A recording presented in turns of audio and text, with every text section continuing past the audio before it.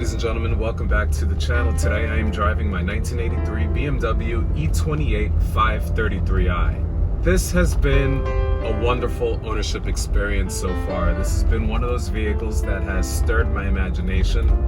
It has inspired me to look at things besides the Porsche 911. When I came across this car, I reversed onto oncoming traffic in order to get more information about the car. I saw a lady coming out of the car.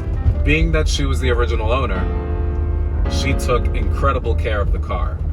I mean, I look at the leather upholstery in this car and it is absolutely phenomenal. This is one of those vehicles that you look at the interior and you're like, oh my God, I can't believe that this lady took care of this car to this degree. Like, she conditioned the leather season after season after season. She made sure that every single component of the drivetrain was well taken care of. She had scheduled maintenance. The car is in immaculate shape, and what I wanted to do was I wanted to preserve that history to the best of my ability. So the first thing that I did when I purchased the vehicle was I vacuumed the floors, I cleaned out the carpets. There's no cracks on this dashboard. There's no cracks on any of the plastics. This car is 38 years old, 1983, the same year as my birth. It accelerates well. The transmission was one item that needed to be addressed. I had the transmission rebuilt just to make sure that it was running as factory intended. This car doesn't have the greatest speakers in the world. The speakers themselves are very small. They don't drive as hard as a modern day sound system. The diameter of the cones are very small. So you don't get that top level performance that you would find in a modern day BMW or a modern day sound system that you could purchase through Crutchfield. But other than that though, I mean, this radio does perform well. It's an aftermarket piece because the original cassette deck that the original owner was able to supply to me and decide whether or not I wanted to rebuild it. But at this point, the cassette deck was too far gone, and replacement units for this cassette deck are in the upper hundreds, close to $1,000. So I didn't think it was a valuable proposition to return to the cassette deck. What I might do down the line is a Bremen SQR Bluetooth system that is made by Blaupunkt. I'm gonna have to source one because they no longer make it. It's one of those systems that was like a limited run, and it has a retro feel, but it has modern Bluetooth capability. The reason it was probably discontinued was because it didn't have Apple CarPlay, which I honestly could live without, because if I have a Bluetooth setup, I could just figure it out and have an awesome system that produces an impeccable sound. And I don't want to look at a screen when I'm looking at a modern day system like this one. When I'm driving at highway speeds, it feels 100% capable.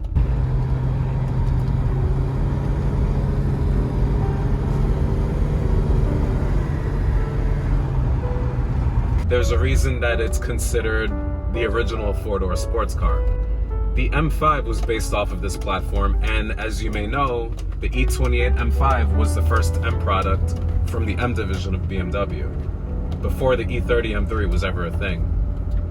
The E28 held that standard for ultimate daily driver performance.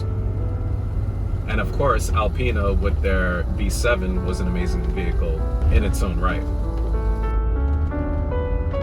So yeah, when I saw this car, the interior quality was absolutely amazing. And I can say that this is probably the best interior of any BMW E28 that I've ever seen.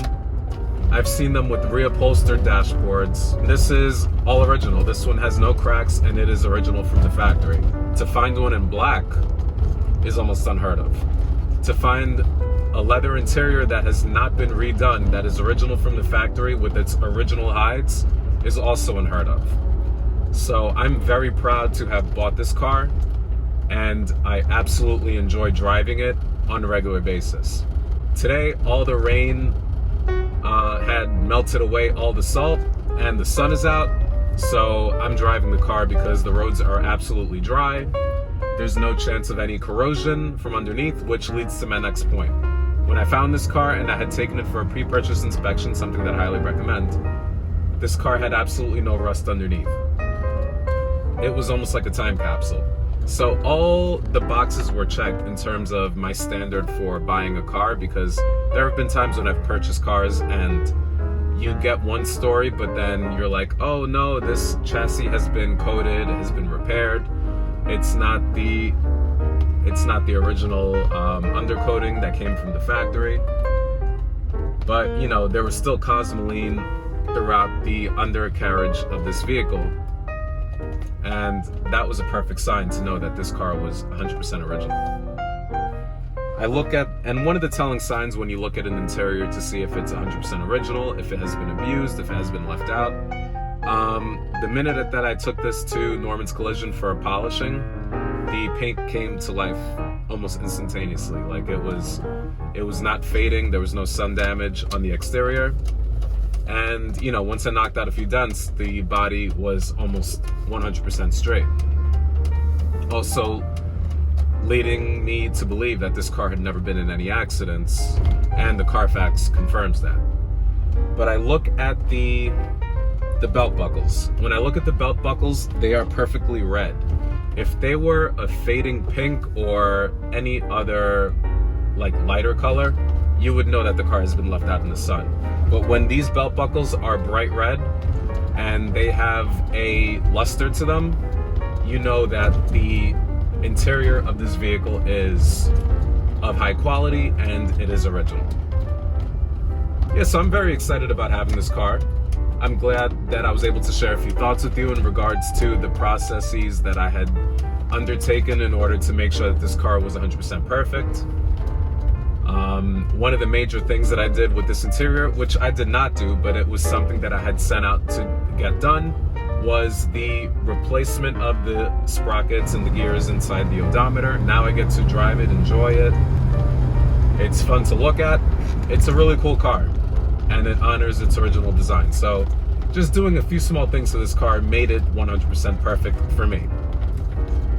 And I think my friends agree, because every time I post this car on any social media platform, they're like, yeah, that you did it right. You know, and I built this car to my taste. I didn't build it for anybody else. I was like, hey, if I'm gonna live with this car for a little while, I'm gonna make it look the way that I want it to look.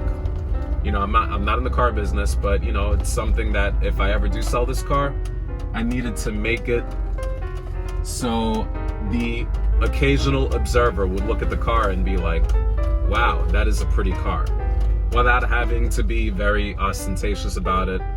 I didn't put any giant rims on the car. I didn't do anything that would make it stand out apart from any other classic vehicle. I just wanted a car that exuded a lot of class. It had classic lines. I just wanted a good looking car that was very pleasing to me.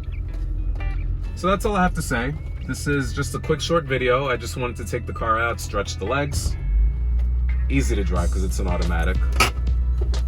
Park and brake up. This is a very satisfying sound.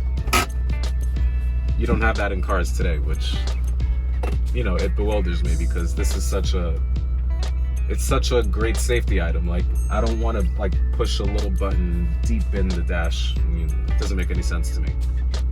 But yeah, that's all I had to say. This was a fun little drive, and I look forward to the next video.